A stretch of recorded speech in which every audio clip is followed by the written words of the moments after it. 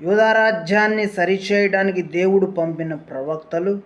యూదా రాజ్యం ప్రవక్తలు కాలము రెహబాము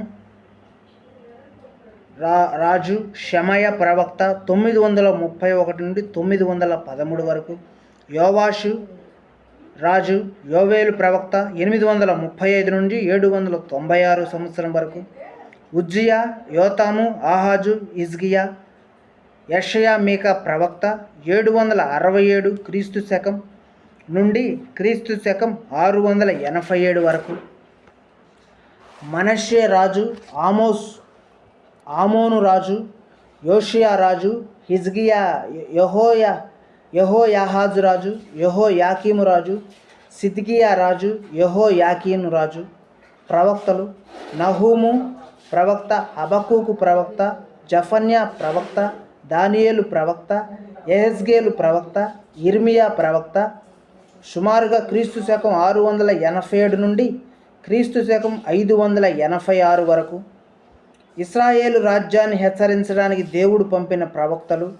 ఇశ్రాయేలు రాజులు: యరొబాము రాజు, ఒమ్రి రాజు, ఆహాబు రాజు, యోరాము రాజు, యెహోయాహాజు రాజు, యోవాషు రాజు. యరొబాము 2 రాజులు.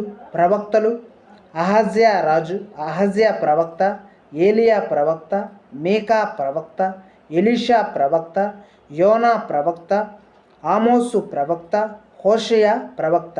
కాలం క్రీస్తు శకం 931 సంవత్సరం నుండి క్రీస్తు శకం 753 సంవత్సరం వరకు సుమారుగా.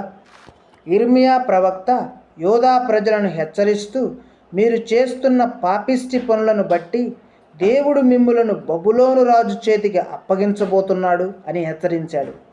తన ప్రజలు తన వైపుకు తిరగాలని దేవుడు ఎంతో ఆశపడినప్పటికీ ఎవరికి వారే ఇష్టానుసారంగా జీవించుచుండగా అది చూస్తూ తట్టుకోలేక దేవుడు వారిని శిక్షించాడు.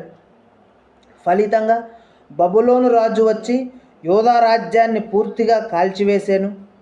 యూదులను బానిసలుగా తన రాజ్యానికి తీసుకొని పోయెను.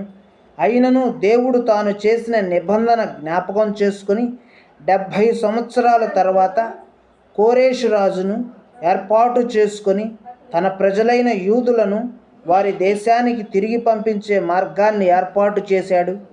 అంతేకాదు, నిర్మించబోయే మందిరానికి కావలసినవన్నీ కూడా కోరేషు ద్వారా పొందుపరిచాడు. మరో ప్రక్క ఇశ్రాయేలు దేశాన్ని నాశనం చేసిన అష్షూరు సామ్రాజ్యం ఈ భూమి మీద ఉన్నతమైన సామ్రాజ్యంగా